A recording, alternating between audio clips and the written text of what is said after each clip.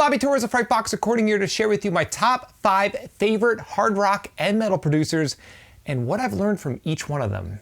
Now, the 5 producers I'm about to talk about, I'm not listing within any particular order. They just happen to be my 5 favorite hard rock and metal producers. So with that being said, let's start with number 1, The Machine. Now, if you're not familiar with the producer The Machine, I'm willing to bet you've heard some of his work. He's worked with bands like Lamb of God, Clutch, Suicide Silence, tons of different bands. And he's not only an excellent producer, but an amazing mix engineer. Now, not only am I a huge fan of his work, I've been fortunate enough to actually work with him. Back in 2009, I got to assist him on a Chimera remix, and I also had the opportunity of recording a few of my own projects out of his studio, The Machine Shop. Now, I remember back then, the number one thing I learned from him, right from the get-go, was to stop focusing on the technical aspects of recording and to focus on the artists themselves. In other words, focusing more on the production end of things, working with the artists themselves, and to not focus so much on the technical aspects of recording, like all of the gear and toys. I remember him having a great time with the artists, really keeping energy high, going crazy in the live room, and that really had a big impact on me. Before I got to work out of his studio, I was always caught up in plugins, dialing in guitar tones, and seeing him work really helped put me in the proper headspace when it came to doing this as a profession. And with that being said, let's move on to producer number 2, Mr. Jordan Valerian. Now, if you're not familiar with Jordan's work, he's worked with bands such as Neck Deep, Silverstein, Dead and Divine, Intervals, tons and tons of killer sounding productions. Now, I've actually had the pleasure of interviewing Jordan earlier this year, and I will leave a link to that interview right below in this video's description. But even before I had the opportunity of meeting Jordan, just from watching his YouTube channel, seeing how he worked in the studio, listening to interviews with him, the one thing I took away was the importance of not being lazy in the studio and doing whatever it takes to get the most out of the artist. This means editing drums when working with drummers that might not be that great, or taking the time to track guitars in sections if you're working with a guitar player that might not be that tight, just not holding back and making sure you do whatever it takes to get the results you really want. Now, these are things that I learned on my own through experience, but hearing them from another professional just helps cement them and keep fresh in my mind just how important this philosophy is in the real world. And this brings me to producer number 3, Mr. Andy Sneap.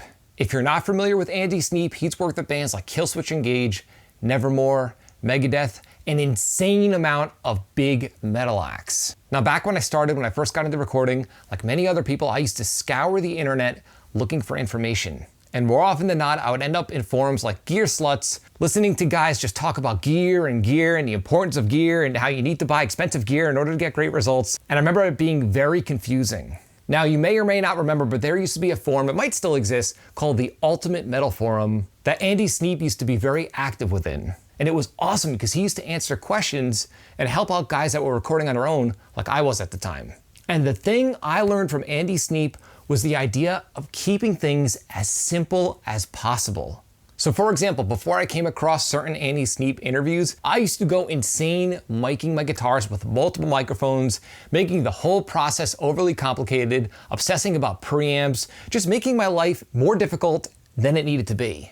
And I had a major light bulb moment when I read that he only uses a single SM57 on the right spot of a V30 speaker. The moment I read that, I tried it out, and lo and behold, I was able to capture great guitar tone with ease. So I'd highly suggest, if you're into metal production, do a quick Google search and look up some interviews with Andy Sneap. They're super helpful, and it will shine some light on many areas that people are often confused about when it comes to metal production. And the thing that really helped push me along is that I'm a huge fan of the way his productions sound, and just the idea that he utilizes such a simple approach was such a major breakthrough for me. He often mentions he doesn't really care too much about preamps. He doesn't use a million tracks within his productions. He doesn't use overly complex miking techniques. He just keeps things as simple as possible. And again, his productions speak for themselves. And this brings me to producer number 4 that had a massive impact on me, Mr. Steve Albini. Now, Steve Albini produces a wide variety of music, not only metal. He's most known for bands like Nirvana, the Pixies, Bush. But the thing I've learned from him when watching interviews and just watching how he works in the studio is his approach for capturing a nice natural ambience on his drum tracks. In other words, he's not a fan of using a bunch of reverb and post-processing effects when it comes to dialing in a big, fat, full drum sound. He preaches the idea of making use of whatever room you're recording in. Now on YouTube, there's an awesome interview with him from the early 90s or late 80s where he shows you in his home studio way back when how he gets the most out of the small room that he was working within. As a matter of fact, I will leave a link to that video right below in this video's description. So even back then, before he was working out of a high-end facility, when he was working out of his home studio, he was making the most out of his small space by being creative with mic placement on his drums. Now, I've always found this idea that he preaches to be very inspiring because many of us blame our situation and the room that we're working within for our results. But guys like him have proven that it has nothing to do with the gear or even the room that you're working in. You could achieve great results anywhere.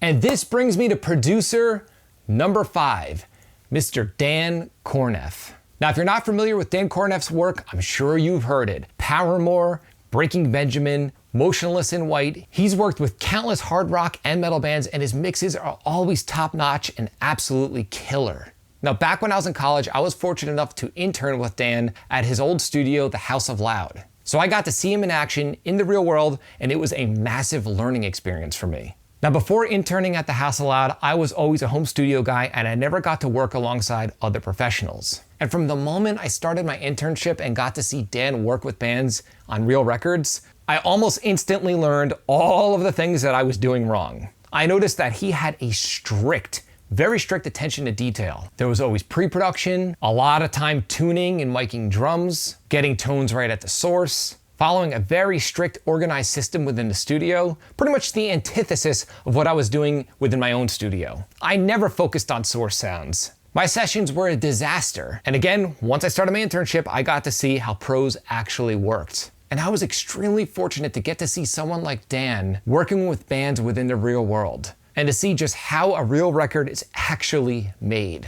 So again, what I learned from Dan was just to have a strict attention to detail and to have strict focus on every single process within the production process as a whole. Things that I didn't even think of when I was on my own in my own home studio.